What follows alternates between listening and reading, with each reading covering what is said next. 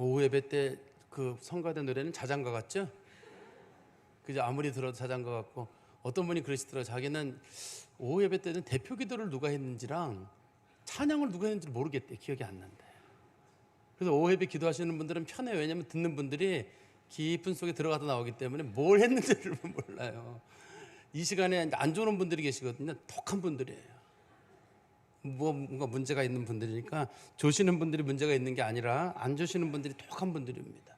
우리 오늘 읽었던 고린도전서 1장 18절부터 25절까지 말씀을 통해서 전도의 미련한 방법이라고 하는 제목으로 하나님 말씀 전하겠습니다. 제가 이 말씀을 앞부분을 전하는 데가 벌써 한 달 전쯤 일입니다. 그때 안식월 가기 전에 일이었고, 또 여러분들이 지난주에는 우리 이현호 목사님의 드라마틱한 설교를 들으셨기 때문에 아마 다 잊어버리셨으리라 생각이 듭니다. 앞부분에 대한 거 제가 조금만 설명을 드릴게요.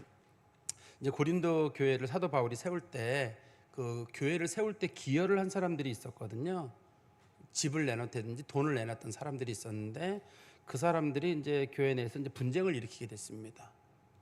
왜냐하면 자기가 기득권이 있는 거야. 내가 교회 세우는데 내가 돈을 냈고 내가 헌신했으니까 나는 그만큼 발언권이 있다라고 이제 목소리를 내기 시작했거든요. 그리고 또 한 부류의 사람들은 복음을 잘못 이해하고 있는 사람들. 사도 바울도 그렇고 또 고린도 교회 사도 바울의 후임자가 아볼로거든요. 이제 그런 사람들이 복음을 전하기를 그리스도의 십자가로 충분하다고 했는데 그게 이제 안 받아들여지는 사람들이 있었어요. 그래서 그 사람들로 해서 교회에 분쟁이 생겼는데, 사도 바울이 그걸 어떻게 들리게 됐냐면, 저희가 이제 지난 시간에 봤던 본문인데요. 글로에라고 하는 사람이 이제 무역을 하는 사람이 있어요. 집은 에베소인데, 사도 바울이 지금 에베소에 있습니다. 집은 에베소인데 고린도까지 이렇게 무역을 하는 사람들이 있었는데, 그 무역하는 사람들을 통해서 얘기가 들려오기를 지금 고린도 교회가 난장판이 났대더라. 사람들이 4개의 파로 나눠져 가지고 누구는 그리스도파, 누구는 뭐 아볼로파, 누구는 바울파, 누구는 게바파, 이런 식으로 나눠져 가지고 사람들이 분쟁을 한댄다. 뭐 이런 식으로 이제 얘기가 들리기 시작했던 거예요. 그래서 사도 바울이 이제 얘기를 들어보니까, 그러면 도대체 어떤 일이냐 들어보니까, 처음에 말씀드린 대로 교회를 세우는 일에 얼마 기여했던 사람들이 난 내가 세운 거니까 나 여기 발언권이 있다. 큰 목소리를 내기 시작했던 게 한 문제고, 두 번째는 십자가로 죄사함을 받는다는 말이 왠지 합리적이지 않다는 거예요. 자신들이 볼 때에는 그래도 뭔가 씻는 행위가 있어야지. 그래서 세례가 중요하다. 세례로 죄사함을 받는다고 이렇게 복음을 왜곡했던 사람들로 인해서 교회에 분쟁이 있기 시작을 했고, 또 어떤 사람들은 뭐 십자가도 중요하긴 중요하지만 세례라든지 혹은 죄사함을 받았다고 누가 선언해 주는 그런 얘기들이 더 중요하다고 생각하는 사람들로 인해서 이제 교회 내에 분란이 있던 건데, 우리로 말하면 쉽게 이런 거예요. 십자가로 구원받는다, 뭐 믿음으로 구원받는다, 그런 얘기를 사도 바울이 가르쳤는데, 사람들이 생각해 보니까 그게 듣기는 좋은데 합리적이지 않은 거예요. 믿기만 하면 구원을 받는다라든지 그런 것보다는, 그래도 인간이 내가 뭐 그리스도의 이름으로 세례를 주노라, 그래서 세례를 받는다라든지 내가 내 죄사를 사하노라라는, 이렇게 가톨릭이 말하는 것처럼 고해성사가 있다든지 뭐 이런 것들이 있어야 죄가 사하는 거지, 십자가로는 안 된다라는 생각이 있었거든요. 그래서 사도 바울은 그 교인들을 향해서 말하기를, 당신들이 그렇게 교회를 분란을 일으키는 것은 그리스도를 나누는 것과 똑같다. 당시 사람들이 예배를 따로 드렸거든요.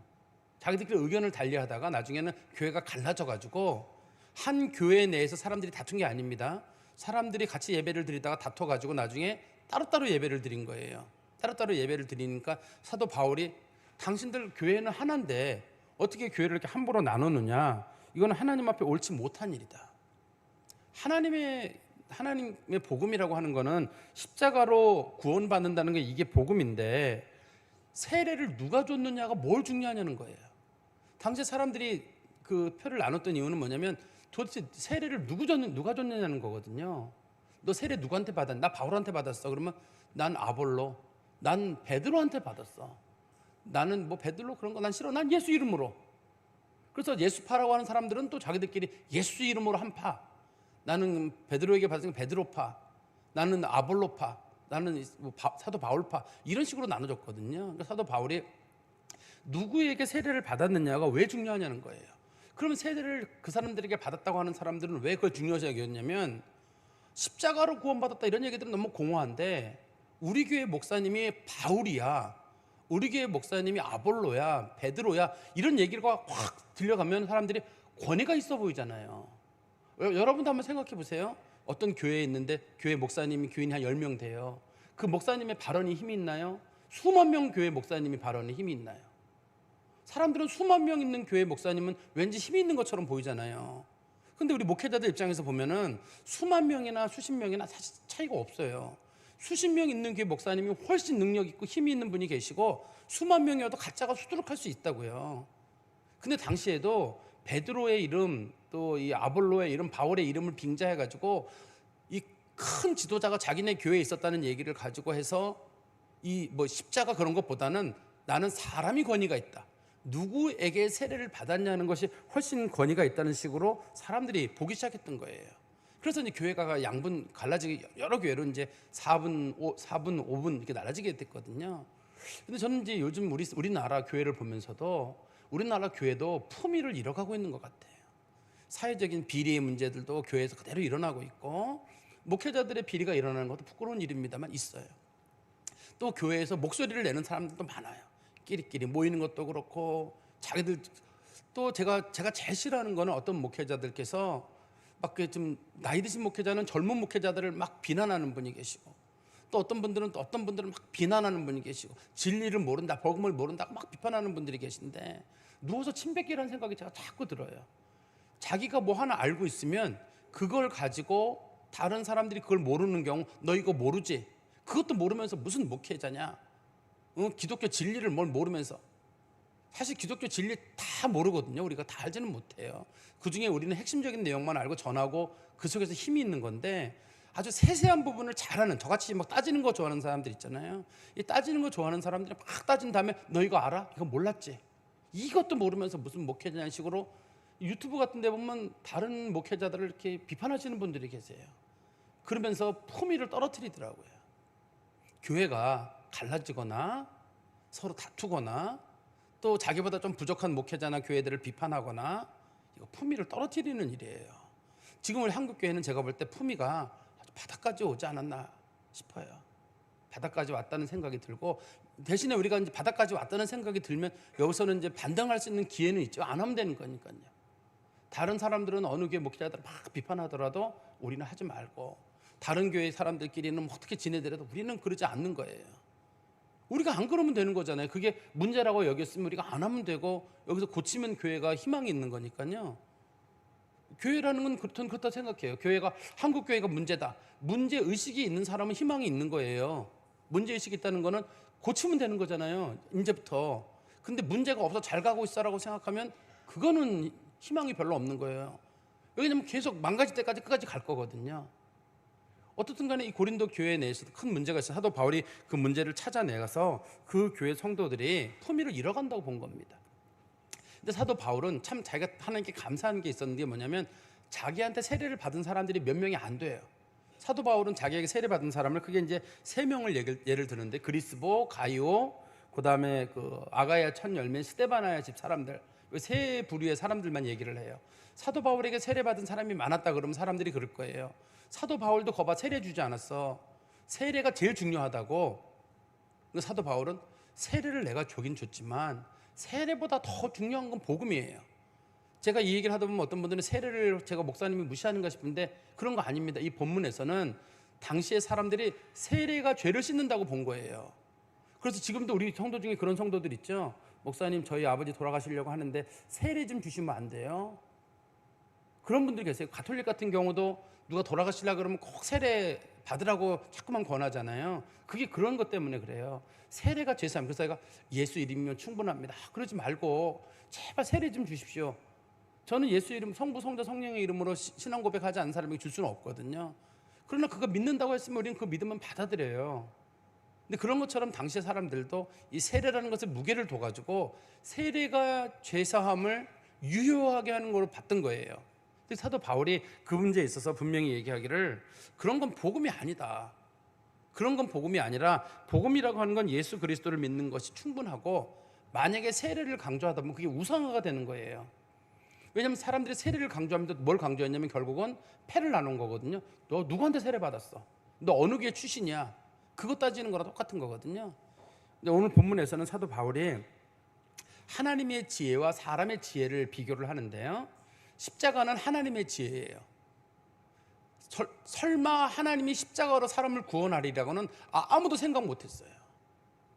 어떻게 십자가가 구원이 될 수 있겠어요? 이건 죄수를 형에 매달리는 그 형틀인데 십자가는 죄수를 매달리는 거잖아요.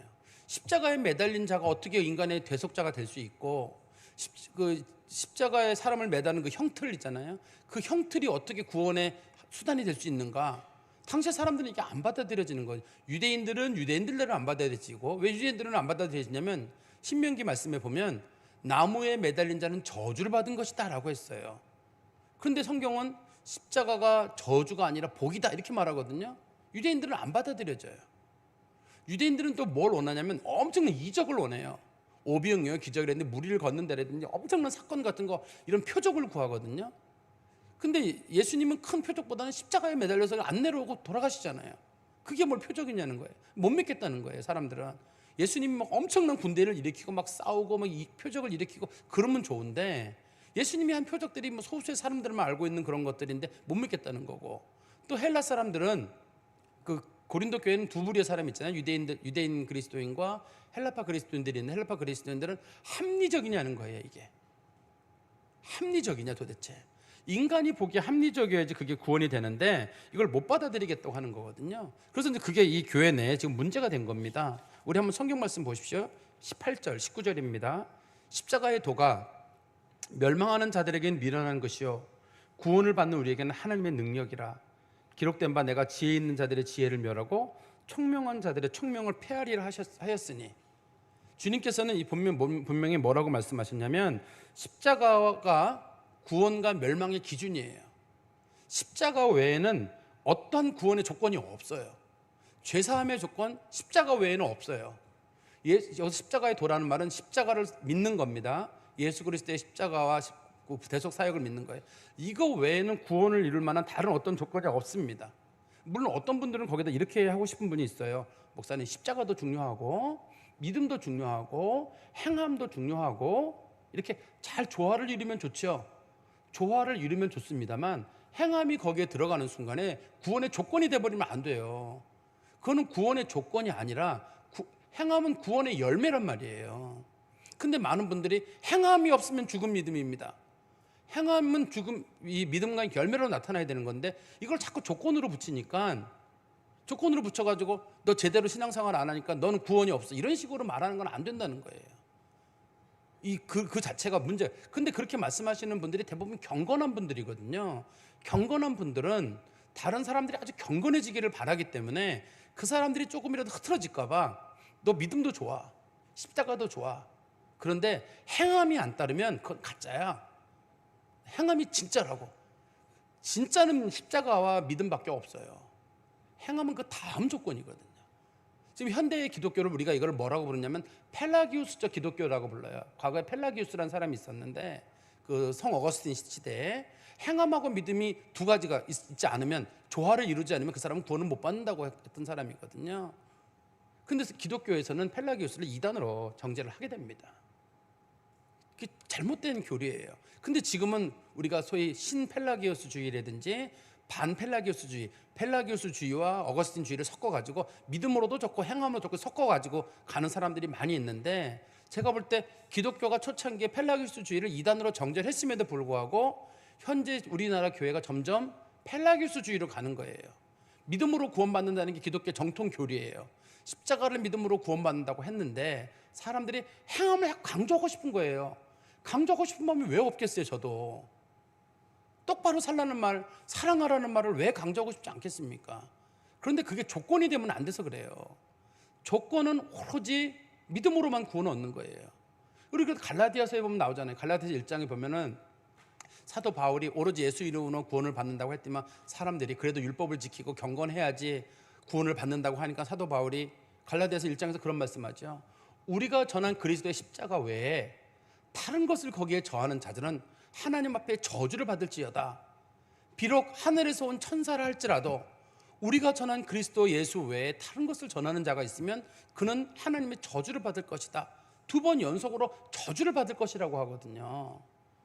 그리스도 십자가 외에는 다른 길이 없는데, 당시에 고린도 교회 성도들도 바울이나 아볼로를 통해 가지고 오로지 예수의 이름으로 십자가로 구원 얻는다는 걸 들었어요.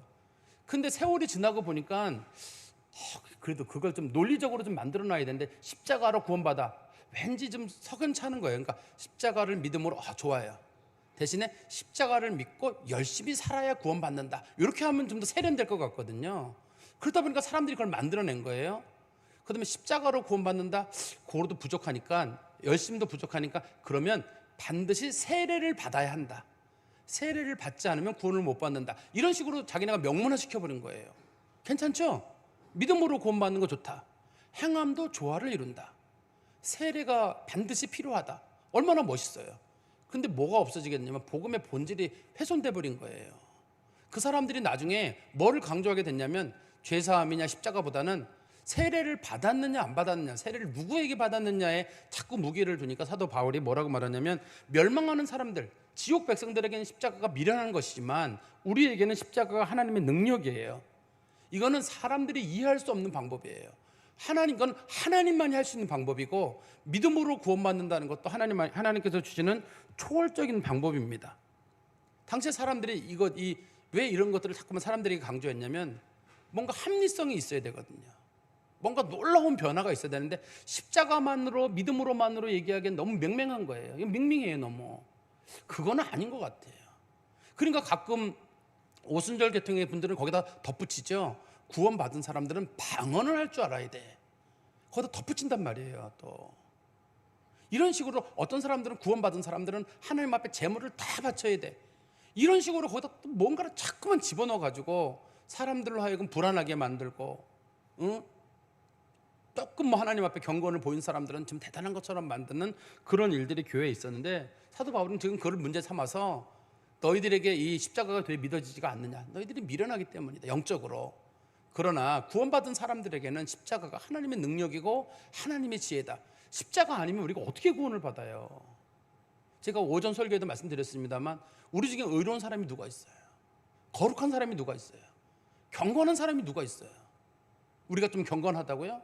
그렇지 않아요. 어떤 분들은 그래요. 옛날 분들은 막 산기도 가서, 초대교회의 경건한 사람들에 비하면 아무것도 아니에요.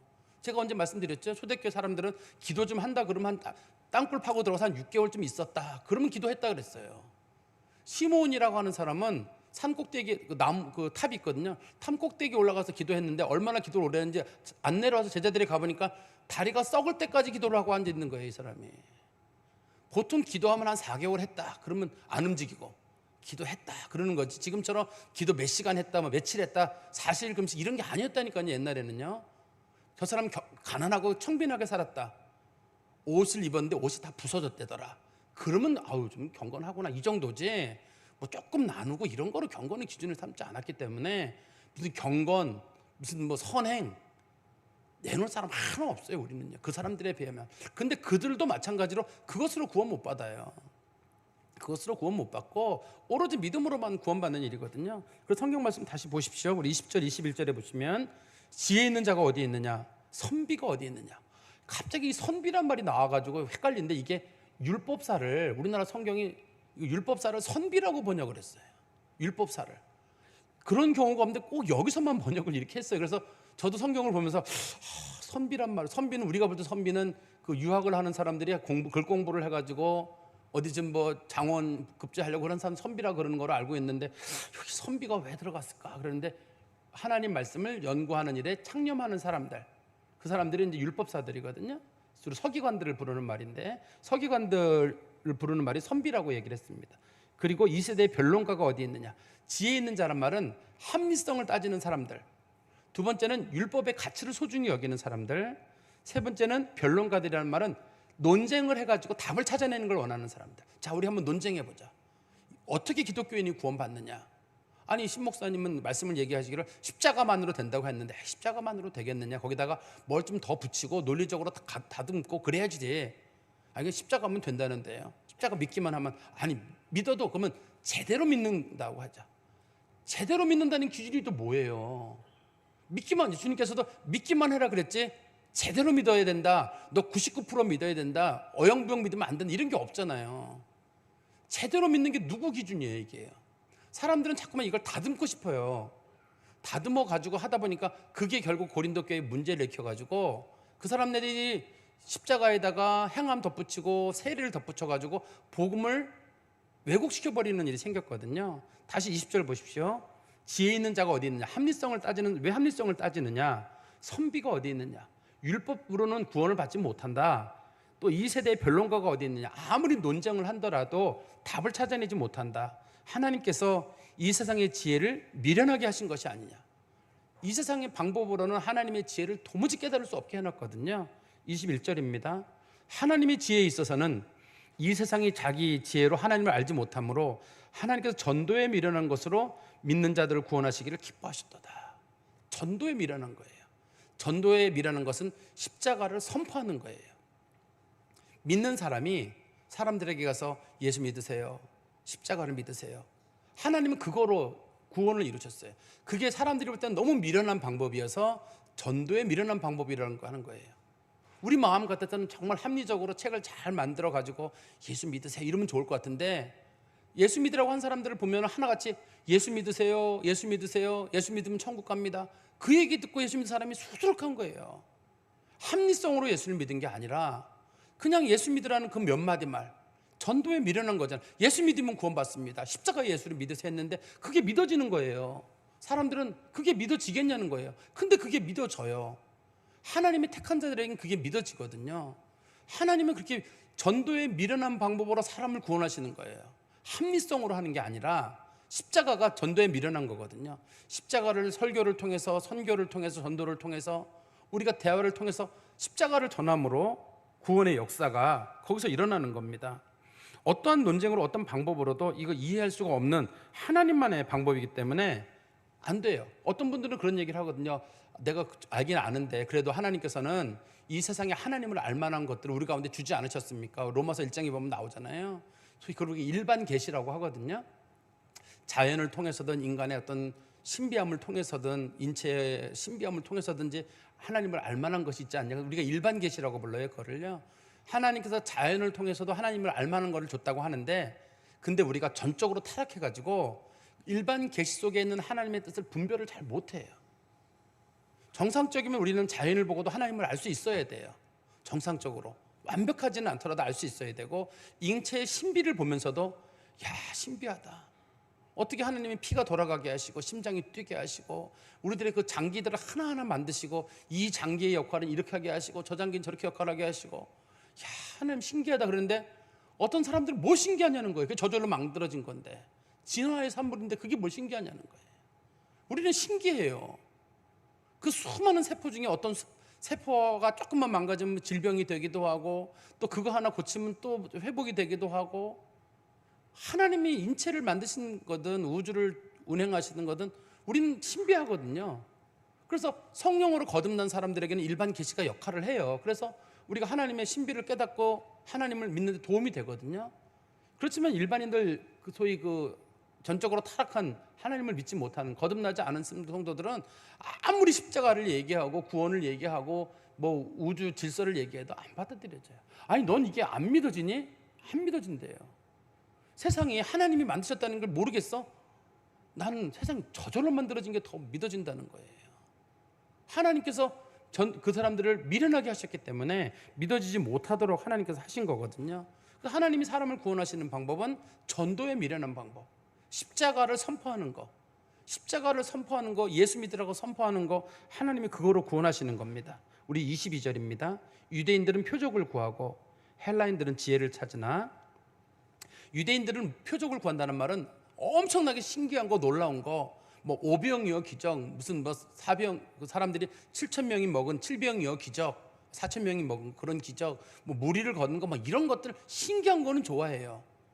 그렇지만 십자가에서 하나님의 아들이 매달려가지고 소리 몇 마디 드리고 탁 죽었다가 부활했다, 이게 어떻게 죄사함이 되냐는 거예요. 예수가 예루살렘을 정복하고 막 로마를 무찌르고 그랬으면 우리가 예수를 믿지만, 예수는 자기 나라는 세상에 속한 것이 아니라 하나님 나라에 속한 것이라고 말씀하시면서 예수는 끝까지 참으시고 십자가를 지셨거든요. 그거로는 구원이 안 된다고 보는 거예요, 유대인들은요. 예수가 하나님의 아들인데 그렇게 맥없이 죽냐는 거거든요. 또 22절에 헬라인들은 지혜를 찾는다는 말은 제가 처음에도 말씀드렸는데 헬라인들은 합리성이에요. 어떻게 이게 구원이 되냐는 거예요. 23절입니다. 우리는 십자가에 못 박인 그리스도를 전하니 유대인들에게는 거리끼는 것이요. 유대인들은 당연히 거리끼죠. 왜냐하면 율법에 말하기를 신명기 21장 22절 23절 보시겠어요? 신명기 21장 22절 23절 사람이 만일 죽을 죄를 범함으로 내가 그를 죽여 나무에 위에 달았거든 그 시체를 나무 위에 밤새도록 두지 말고 그날에 장사하여 내 하나님 여호와께서 내게 기업으로 주시는 땅을 더럽히지 말라. 나무에 달린 자는 하나님께 저주를 받았습니다. 근데 예수가 나무에 달려 죽었거든요.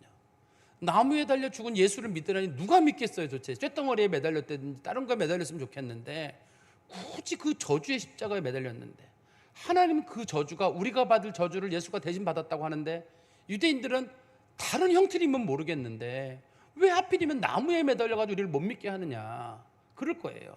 안 믿어져요 이게. 유대인들은. 그런데 거리낀다는 말은 그들이 멸시하고 무시하는 그 나무에 예수님이 매달렸다는 뜻이고, 그리고 다시 우리 23절에 가보시면 이방인들에게는 미련한 것이에요. 그리고 아까 처음에 제가 말씀드린 대로 십자가는 로마 사람들이 죄를 가장 많이 저지른 사람들을 매다르는 사형 틀이잖아요. 그 사형 틀을 믿으라니요. 사형 틀에 매달린 그 죄수를 믿고 구원을 받으라니요. 영웅같이 알렉산더나 무슨 시저나 뭐 그런 영웅 같은 사람들을 믿으라면 좋겠지만 십자가에 매달려 죽은 그 죄수를 믿으라니 어떻게 그게 믿어지냐는 거예요. 우리 성경 말씀 다시 24절에 보시면 오직 부르심을 받은 자들에게는 유대인이나 헬라인이나 그리스도는 하나님의 능력이요 하나님의 지혜라. 그런데 그게 하나님이 사람을 구원하는 하나님의 방법이에요. 십자가가. 하나님은 우리들의 모든 인류의 죄를 예수의 몸에 씌워가지고 우리의 대표자로 십자가에 매달리게 하시고 예수가 십자가에 죽으심으로 내 죄가 사라지고 예수가 부활하심으로 우리가 삶을 얻었어요. 내가 예수와 함께 죽고 내가 예수와 함께 살도록. 그래서 우리는 예수에게 접붙임 바 되어서 예수가 죽을 때 내가 죽었고 예수가 살 때 내가 살았고 예수가 하나님 보좌에 올라가셨기 때문에 나도 하나님 보좌에 올라갈 것이고 예수께서 육신을 입고 올라가셨기 때문에 나도 육신을 입고 하나님 보좌에 올라갈 것이고 주님께서는 십자가로 나의 죄를 정죄하셨기 때문에 절대 우리를 실어버리지 않는다고 말씀하시고 우리에게 오로지 십자가에 달린 예수를 믿기만 하라고 말씀하시는데 우리가 그걸 믿는 거예요. 이게 믿음이고 이게 복음이고 우리가 바라보는 믿음의 실체입니다. 25절입니다. 하나님의 어리석음이 사람보다 지혜롭고 하나님의 약하심이 사람보다 강하니라. 사람들이 이걸 못 믿는 이유는 하나님을 무시해서 그래요. 아니 어떻게 그런 식으로 일을 하냐는 거예요. 그렇지만 이게 하나님의 지혜예요. 하나님 무식하지 않아요. 하나님 지혜가 없는 분이 아닙니다. 나만 못해서 이 방법을 쓰는 게 아니거든요. 이게 하나님의 방법이어서 그래요. 사람들이 볼 때 합리적이지 않고 왜 죽여가지고 그렇게 하시느냐. 우리도 이럴 때 있잖아요. 복음을 전할 때 선교사들이 나가서 복음을 전해요. 목사님 선교사들 나가서 복음 전하는데 비용이 너무 많이 나가요. 또 선교사들이 나가서 많이 죽어요. 그러면 뭐 어떤 방법이 있을까? 선교지에다 위성을 설치해주고 위성 안테나를 설치해주고 그냥 누구든지 들을 수 있도록 라디오를 갖다 주고 이러면 어떠냐는 분들이 간혹 있어요. 또 우리가 선교를 갈 때 선교지에 가서 건물을 짓는단 말이에요. 어떤 분들이 그런 얘기를 해요. 아니 그 돈을 가지고 건물 지을 거면 그냥 돈을 줘. 그러면 안 가서 좋고 위험하지 않아서 좋고 땀 안 흘려 좋고 더 좋은 건물 짓고 좋아. 이렇게 하라는 분들이 있을 수가 있을 거예요. 그렇지 않겠어요? 어떤 게 합리적이에요? 우리가 가서 건물 짓는 한 3천만 원 든다. 그럼 3천만 원 가지고 가서 비행기 값 들여가지고 막 짓잖아요. 그러지 말고 3천만 원 주고 가지 마. 얼마나 합리적이에요. 제가 아까 말씀드렸지만 하나님의 일은 전도의 미련한 방법이거든요. 가가지고 복음 전하고 땀 흘리고 그런 다음에 그게 의미가 있는 거지. 돈 몇 천만 원 몇 억을 줘도 되는 문제가 아니잖아요. 선교사들이 미련하게 간 거예요. 선교지로. 그걸 가가지고 복음을 전하는데 언어도 안 통하는 곳은 낯선 곳에서 언어를 만들어서 우리 염창현 선교사님 같은 언어를 만들어가지고 무슨 전하고 우리 마음 같아서는 끌어내가지고 그냥 영어 배우라 그러고 그다음 말레이어 배우라 그러면 좋겠는데 굳이 그 나라 어를 배워가지고 그 나라 어를 만들어가지고 믿으라 그러고 아이고 참 얼마나 미련하고 시간 낭비예요. 우리가 볼 때는. 근데 그걸 통해서 그동안 세계 역사가 이루어졌고 복음의 역사가 이루어져 왔거든요. 우리가 볼 땐 시간 낭비가 에너지 낭비죠. 똑똑한 사람들이 가서 거기서 왜 그 지랄을 해요? 근데 그게 하나님의 복음이에요. 하나님은 전도에 미련한 방법을 사용하시기 위해서 선교사를 보내고 교회들이 수고하고 많은 성도들의 역사 가운데 이렇게 우리도 그래서 복음을 받아들인 거잖아요. 제가 언제 말씀드렸는데 우리나라에 언더우드 선교사가 올 때도 우리나라 선교 금지 국가였어요. 왜냐하면 병인 양육 이후로 한국 사람들이 너무 많이 죽었기 때문에 선교 안 하는 쪽으로 돼 있었는데 인도로 가려고 했던 언더우드가 우리나라로 방향을 정하게 되고 여기 와서 선교를 시작했어요. 언더우드들은 살아서 복음을 잘 전했습니다만 대부분의 선교사들은 우리나라가 풍토병이 있거든요. 지금은 별로 없습니다만 옛날에 복음 전해보지 못하고 죽은 사람이 대다수예요. 그냥 복 한마디도 못하고 죽은 사람이 대부분이에요. 풍토병에 걸려가지고. 그러나 그들의 죽음 위에 또 다른 사람이 오고 또 다른 사람이 와서 우리가 이제 복음을 받아들이기 여기까지 온 거예요. 우리 마음 같아서는 그러지 말고 한국 사람들을 미국에 데려가고 한국 사람들을 영국에 데려가고 그래서 복음을 전하면 좋겠다 싶은데 하나님께서는 전도에 미련한 방법을 위해서 사람들을 보내신 거예요. 하나님이 우리만큼 똑똑하지 못하고 미련해서 하나님이 그 방법을 쓰는 건 아니잖아요. 하나님이 전도에 미련한 방법을 쓰시는 이유는 그게 하나님의 능력이기 때문이고 말씀 전하는 자들을 복 주시기 위해서예요. 말씀을 전하시는 사람들 같이 우리도 선교를 하면 선교사들 같이 가는 사람들 후원하는 교회 하나님의 복음을 위해서 힘썼던 사람들은 하늘의 별과 같이 빛나는 하나님의 은혜가 있거든요. 하나님이 그거 주시려고 우리에게 이러한 일들을 하도록 우리들에게 하나님께서 명령하시는 거죠. 제가 이제 말씀의 결론을 맺어 말씀드리면 우리 그리스도인들이 구원을 받는 방법은 오로지 십자가예요.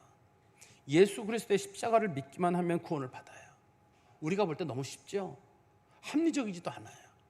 뭔가 거기에 조금 더 세련된 게 더 붙었으면 좋겠어요. 그래서 자 여러분 십자가로 구원받습니다. 거기다 믿음이 더해져야 됩니다. 행함도 중요합니다. 거룩한 삶도 중요합니다. 여러분 회개 세례도 중요합니다. 다 붙이는 거예요. 거기다가 중요한 거 맞아요. 다 붙였는데 그러니까 한마디로 복음이 뭡니까? 한마디로는 없어요. 이게 다 전체야. 이렇게 하면 안 돼요. 딱 한마디는 십자가예요. 십자가를 믿는 그 믿음 한 가지가 구원의 필수 조건이에요. 그거 하나예요. 예수 이름만 믿기만 하면 된다. 그래서 간혹 성도들 중에 부모님이 돌아가실 때 우리가 가서 혹시 예수 믿으세요라고 권하면 그분들이 믿겠습니다. 그러면 가족들이 감사합니다라고 하면서도 평생 안 믿던 분이 거기서 한마디 믿는다고 해가지고 그게 무슨 의미가 있을까? 저는 의미가 있다고 믿어요. 그렇게 시인하게 하는 것도 하나님의 은혜고 같이 부모가 구원받기를 바라는 마음으로 교회를 불러가지고 함께 그렇게 초청하는 것도 의미가 있다고 저는 믿어요. 그래도 자기가 똑바로 믿는다고 얘기를 해야죠.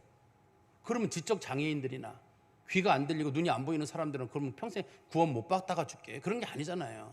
하나님은 그냥 마음으로 믿는 것만으로도 하나님은 의미를 두시고 그렇게 가족들이 불러서 예수 이름 예자만 부르고 해도 그게 구원의 은혜가 있는 거예요. 그만큼 그게 예수가 능력이 있다고 저는 믿고 예수의 힘이 능력이 있다고 믿기 때문에 주님은 다른 걸 보지 않고 오로지 그것만 보시는 거예요. 그런데 이제 고린도 교회 성도들은 아까 제가 말씀드린 대로 이 소위 펠라기우스 요즘으로 말하는 걸 펠라기우스주의라고도 부르고 알미니안주의라고도 부르는데요. 믿음도 중요하고 행함도 중요하고 죄사함에 대한 누가 해주는 선언도 필요하다고 생각한 거예요. 너 죄사함을 받았다고 하는 구체적인 증거 그게 당시엔 세례거든요. 세례가 있어야지만 된다고 생각한 사도 바울이 하나님이 우리를 보내신 것은 세례를 주려 함이 아니요 우리에게 십자가를 전하게 하는 것이다. 여기 나오죠. 17절에 보십시오. 고린도전서 1장 17절에 보시면 그리스도께서 나를 보내심은 세례를 베풀게 하려 하심이 아니요 오직 복음을 전하게 하려 하심이라. 복음이 그리스도 믿음의 중심이고 핵심입니다. 하나님께서 우리들에게 원하시는 것은 설령 우리들의 변화가 없어요. 개전의 변화가 없고 늘 부족한 삶을 살아도 그냥 십자가를 믿으면 구원을 받아요. 근데 우리가 볼 때 목사님 저 사람 너무 안 바뀌어요. 저 교회는 너무 안 바뀌어요. 우리 영역이 아닙니다. 주님의 영역이에요. 그건 주님의 영역입니다. 안 바뀌는 건 그 말하는 당신도 마찬가지거든요. 안 바뀌는 건 다 마찬가지예요. 그래도 하나님 목사님 저 사람 교회 다닌 지 오래됐다는데 안 바뀌어요. 하나님께서 안 바뀌는 건 너도 마찬가지야. 넌 더해. 이럴 수가 있어요. 그냥 우리가 바뀌는 거로 구원받는다 그러면 얼만큼 바뀌어야 되는 건가요 도대체. 물론 우리가 거룩함의 열매를 이뤄나가고 성령의 열매들을 서서히 맺어 나갑니다만 하나님이 구원의 조건으로 사용하시는 건 조건을 얘기하는 겁니다. 십자가에 달린 예수 그리스도를 믿는 것과 한 가지예요. 믿는다고 하는 것, 그것만 가슴에 깊이 두시고, 그게 오늘 성경에서 말하는 전도의 미련한 방법이거든요. 마음에 두시고 살아가시기를 간절히 소망합니다. 기도하겠습니다. 하나님 아버지, 주님 은혜 감사합니다. 고린도 교회가 하나님의 복음을 받고 세월이 지난 후에 복음의 본질을 여러 가지로 희석하였다가 마침내 사도 바울에게 꾸중을 들었습니다. 저희도 복음을 들은 지 오래되어서 뭔가 살을 붙이고 복음을 좀 더 합리적으로 만들고 싶어 하지만 성경은 분명히 우리에게 말하기를 예수 그리스도의 십자가를 믿는 것이면 충분하다. 거기에 무엇인가 덧붙이는 자들은 하나님 앞에 저주를 받는다고 했습니다. 하나님 아버지, 늘 두렵고 떨림으로 복음을 온전히 보게 하시고 순전한 복음, 그리스도 예수의 십자가를 믿기만 하면 충분하다는 그 믿음 가운데 우리가 다시 서게 하시고, 혹 우리 주변에 성숙하지 못한 사람들이 많이 있더라도 택하신 주께서 끝까지 그들을 세우실 줄 믿고 기도하며 기다리는 성도들이 되게 하여 주시옵소서. 예수 그리스도의 이름으로 기도하옵나이다. 아멘.